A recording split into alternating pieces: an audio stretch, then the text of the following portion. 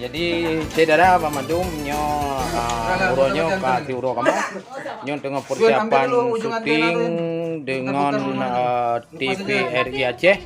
Ya, jadi dari Seung Samlako personil di Agam Baba dan M Nur Lamnga ya, nyo head skenario ji agak berapa cut. Produsernya Ibu Dian, orang yang cantik ya, mudah-mudahan lebih sukses. Ya, dalam rangka kita mempromosikan atau mensosialisasi kepada masyarakat, kita semua migrasi ke TV digital ya, dari analog ke TV digital. TV-nya lebih bersih, lebih jernih dan canggih. Kemudian yaitu gratis ya Agam ya? Iya, mulai 17 Agustus secara bertahap. Ya. Migrasi TV analog ke TV digital Indonesia.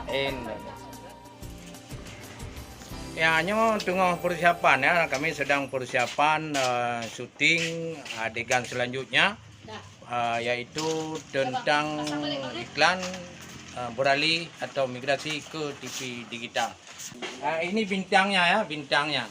Ikuti terus guys. Nah, jadi jangan lupa ke YouTube MD Channel Seung Samlako Official, Ya. Jambu Samlako. Jangan lupa juga di TikTok Nur Lamnga Media House, dan jangan lupa juga di Instagram Seung Samlako Media House dan Jambu Samlako. Ya, Oke. jangan lupa di like, komen, dan Ya, subscribe. subscribe. Ini secara kebetulan ini ibu saya dari Jakarta, Umi. Saya menjadi peran abu, ini menjadi peran anak ya. Iya. Ya, oke, inilah. Keren. Seung Samlako. Iya. Sukses terus.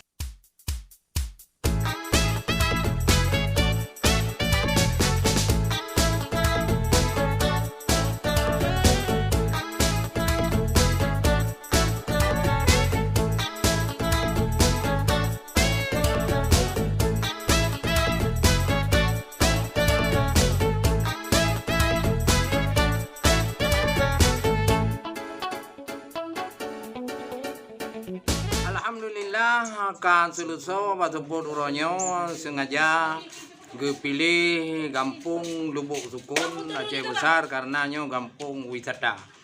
Kamu dari Sanggar Seung Samlako atau grup Seung Samlako ngon TVRI Aceh kali pegot, yaitu video iklan tentang migrasi TV digital. Nah, tentu akan nyo pajan Akan akan boleh kacip pegali. Kan ada awal. Bak 17 Agustus. Cuma saudara bertahap. Iya. Kedua, katanya migrasi TV digital dari analog ke TV digital. Yang gambar ji glih. Ya, suara ji Jernih. jernih. Tapi lebih canggih.